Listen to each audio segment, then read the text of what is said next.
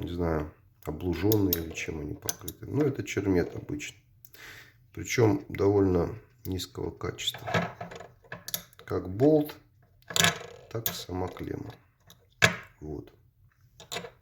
Ну и, наверное, клемма, к которой прижимается, скорее всего, тоже из оного, да, сделана. Печально, печально. Ну, хоть провода медные внутри, то хорошо. Ладно. Вроде по отзывам нареканий на этот котел не было. Надеюсь, что хотя бы